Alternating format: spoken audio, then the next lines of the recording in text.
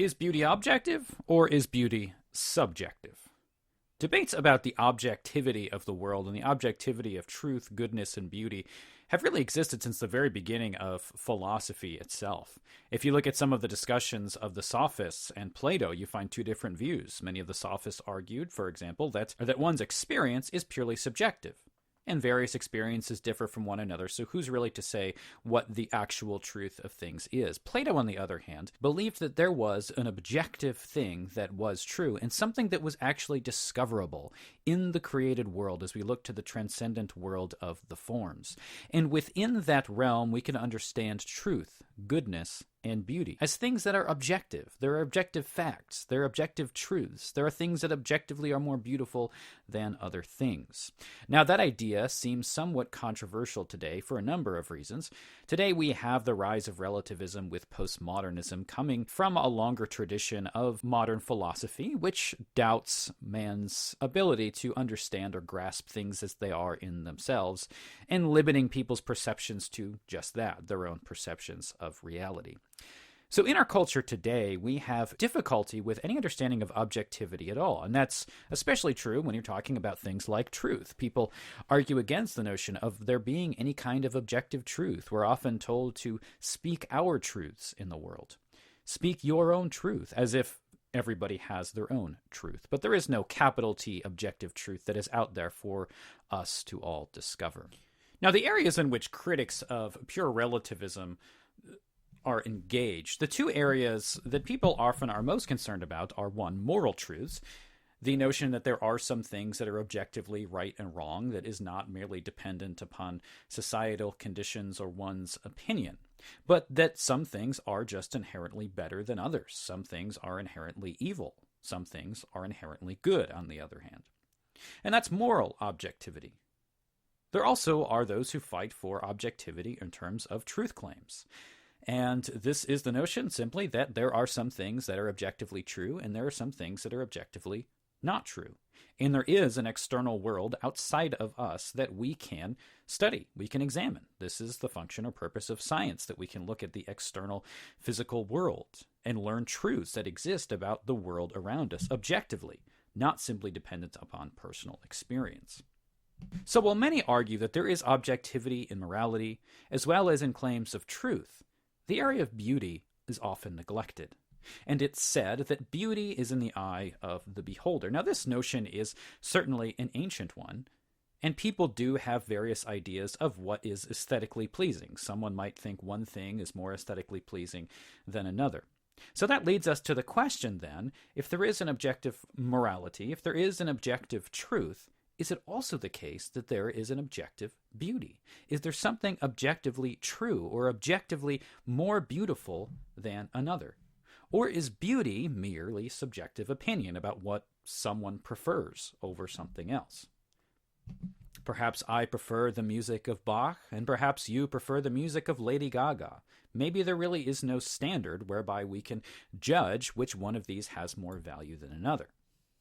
Now let me begin just by saying that, yes, on the one hand, there is certainly going to be a subjective element to what one understands about beauty. So there probably is more agreement among individuals across the world and cultures across the world about exactly what is morally right and what is morally wrong.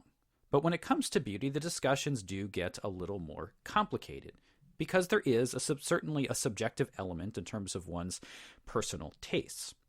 But the question is that all there is to beauty? Is there nothing objective? Can we never say anything about art? Can we never say anything about music or the visual arts or film and say that one is actually better than another?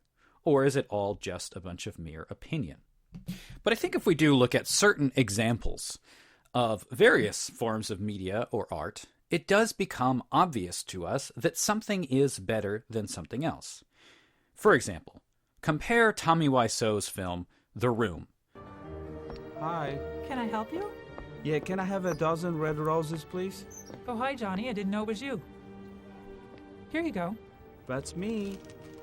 How much is it? It'll be $18. Here you go. Keep the change. Hi, doggy. You're my favorite customer. Thanks a lot. With another film, say Terrence Malick's The Tree of Life.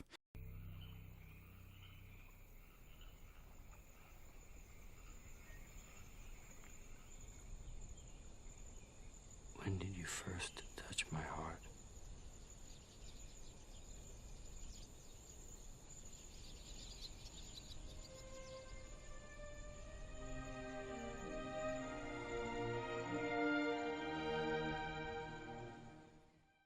Now, if you've seen both of those films, they are pretty different in terms of their spectrum and the amount of skill that was taken in the acting as well as the writing. Visually, there is a big difference between the two films. And I think anyone watching a film like The Room and one like Terrence Malick's The Tree of Life would understand that there is something inherently more valuable, there is something inherently better about Terrence Malick's film than Tommy Wiseau's film. Or is it mere subjectivity? I think all of us inherently would recognize that there is something better about one than the other. Now take another art form, that of music. Now music is an art form that people tend to have very strong opinions about. Watch this quick video of a man named Ryosuke Kiyasu, who was a so-called experimental drummer.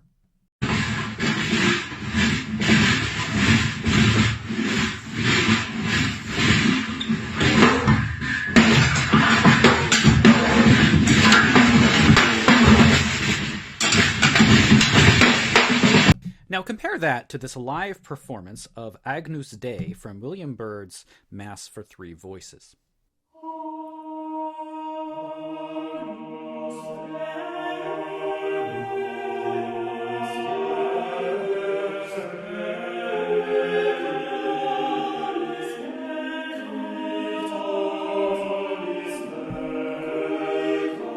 After listening to both of these clips, do you think that you can honestly say that the first, this experimental drumming, really has the same amount of beauty and the same amount of artistic excellence as the second? Can we really say that there is a pure subjectivity in deciding which of these two is better?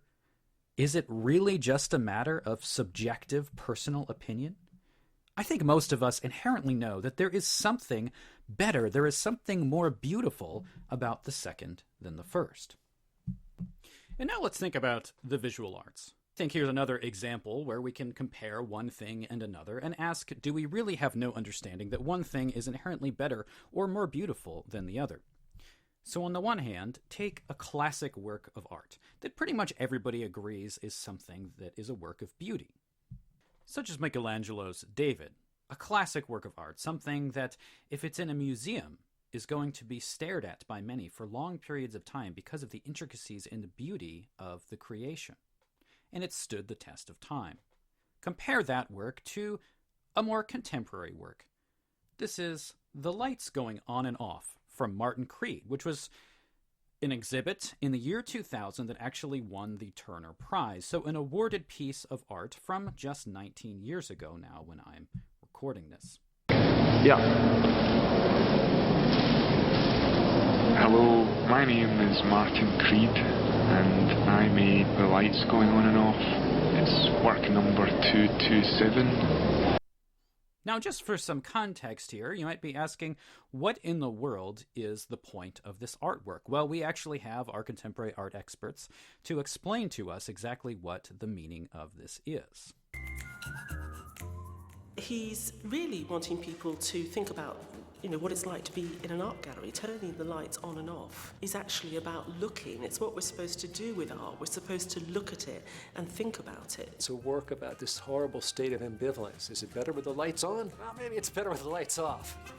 You get this sense of someone who can't make up their mind. Now, what I find so interesting is that they're trying to pick apart this piece of art as if it really has all of this profound meaning underneath it. But if you actually listen to what Martin Creed himself has to say about this artwork, it sounds a lot less profound. When I was a kid, I used to love, just switching the lights on and off. Like when my mum was in the toilet and the lights on the outside of the room, just kind of like switching on and off, and they're like, "Hey, stop it," just to annoy people. Is this really a piece of art that is objectively good? Or maybe not objectively, but subjectively good even? Can we really say that there is nothing inherently better about Michelangelo's David? Can we really say that there is nothing inherently more beautiful or better in an artistic sense about one work than the other? I think that those watching this and looking at these two inherently know that there is something necessarily better in one than the other. Hey everyone, this is just part one in a series of videos, and in the others we're going to be exploring different ideas about beauty and what various philosophers and theologians have said about beauty, and how is it that beauty can be objective, and what do we understand by this.